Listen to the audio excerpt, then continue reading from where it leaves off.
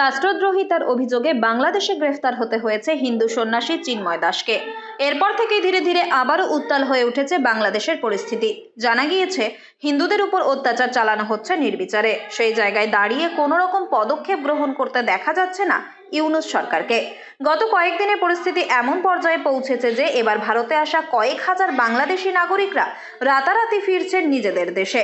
যে কোনো মুহূর্তে সিল করে দেওয়া হতে পারে ভারত বাংলাদেশ সীমান্ত। এমন আতঙ্ক ছড়াতেই ভিসার মেয়াদ থাকা সত্ত্বেও প্রয়োজনীয় কাজ, চিকিৎসা, এমনকি আত্মীয় পরিজনদের বাড়িতে ঘুরতে আসার পরিকল্পনা মাঝপথে ফেলে রেখে দেশে ফিরতে পেট্রাপোল সীমান্তে ভিড় বাংলাদেশি নাগরিকদের। ফিরে যাচ্ছে। আমরা জানতে পারছি যে আগামী সোমবার থেকে বর্ডার সিলগালা মেরে দেবে, আমরা বেরোতে পারবো না, সেই ভয়তে আমরা বেরোয় যাচ্ছি। আমাদের ভারতে আত্মীয় স্বজন রয়েছে, আমরা তাদের সাথে যোগাযোগ করি, কিন্তু এই যে কথাটা করলো, আমি গতকালকে আসছি, আজকে আমার চলে যাচ্ছি হচ্ছে আত্মীয় স্বজন রেখে। না, ভারতের সাথে বাংলাদেশের একটা বন্ধু সম্পর্ক, আমাদের বন্ধু ভারত। কিন্তু এই যে বর্তমান যে ইউনূস সরকার, এনজিও সরকার, এসে মনে করতেছে ভারত মনে হয় আমাদের সর্বনাশ করতেছে। হ্যাঁ, এরা বলে এক করে এক, বলে ইলিশ মাছ দেবো না, সেই ইলিশ মাছ আবার টনকে টন দিচ্ছে। আন্দোলনের কারণে তো যে কী নাম, এরা চেনমাইরে অ্যারেস্ট করছে, তার জন্য এই সনাতনীরা সাংঘাতিকভাবে খেপে উঠছে। তেল 200 টাকা, গতকালকে থেকে 200 টাকা বিক্রি হচ্ছে সোয়াবিন তেল। হ্যাঁ, একটা ডিম 16 টাকা, এরকম সব কিছু। আর কাঁচামাল তো আছেই, 80 টাকার নিচে কোনো সবজি নাই। দেশে ফেরার জন্য পড়ছে লম্বা লাইন। বাংলাদেশে হিন্দুদের প্রতি অত্যাচারে কড়া প্রতিক্রিয়া জানিয়েছে ভারত। সেই পরিস্থিতিতে ভারত বিরোধী নানা মন্তব্য ছড়িয়ে পড়েছে সোশ্যাল মিডিয়ার ওয়ালে। ফলে ভারতের সঙ্গে পরিস্থিতি খারাপ হলে বন্ধ হয়ে যেতে পারে সীমান্তের দরজা।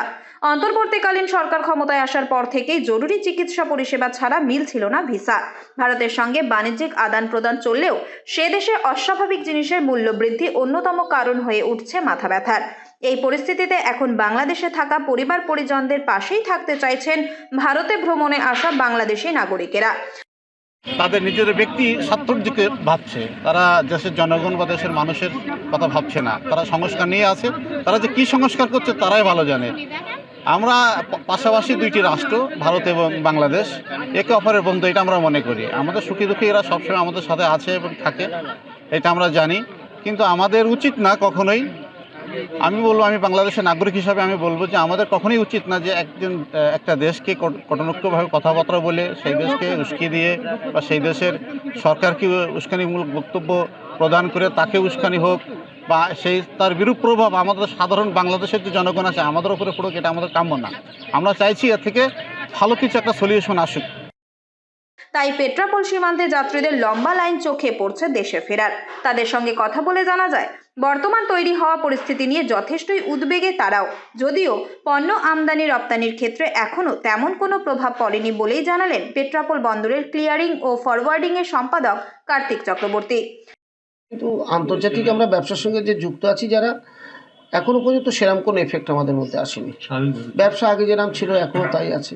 তবে একটা জিনিস যেটা লক্ষ্য করছি যে মানুষের চঞ্চলতা, বিশেষ করে ইমিগ্রেশনে বা প্যাসেঞ্জার যারা যাতায়াত করে তাদের মধ্যে 2-4 জনের সঙ্গে যারা কথা বলেছি তাদের মধ্যে একটু চঞ্চলতা ভাব দেখা গেছে। আমাদের রপ্তানি আমদানির ব্যাপারে শুনছি একটা প্রোগ্রাম হবে, কোনো একটা সংগঠন বা কোনো একটা দল থেকে করা হবে। অনেকে প্রশ্ন করছে যে সোমবার এক্সপোর্ট বন্ধ হবে কি না হবে। আমাদের কাছে সেরকম কোনো খবর নেই। আমরা বরঞ্চ এটাই ঠিক করেছি যে এক্সপোর্ট ইম্পোর্ট স্বাভাবিকই থাকবে। আর রাজনৈতিক দল বা যারা প্রোগ্রাম করবে তারা তাদের কর্মসূচি করবে। তারপরে যদি কোনো রকম অস্বস্তিকর পরিবেশ তৈরি হয় তখন প্রশাসনের ব্যাপারটা দেখবে, এইটাই, আর কিছু না। তবে বাংলাদেশে নতুন করে যেভাবে আন্দোলন ছড়িয়ে পড়ছে তাতে চরম আতঙ্কিত সে দেশের নাগরিকরাও, তা স্পষ্ট বোঝা যাচ্ছে সীমান্তে। শুনলাম নাকি সোমবার বা রোববার বন্ধ করে দেবে, এই জন্য আমি দ্রুত ফিরে যাচ্ছি আমার দেশের বাড়ি।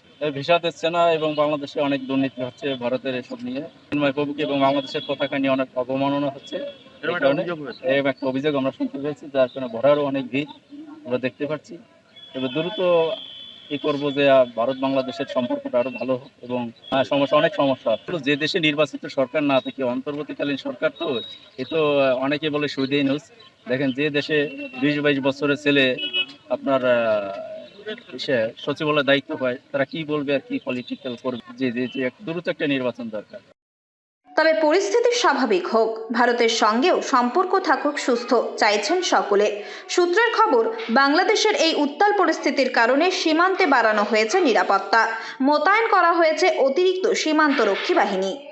উত্তর 24 পরগনা থেকে রুদ্র নারায়ণ রায়ের রিপোর্ট, লোকাল 18 বাংলা।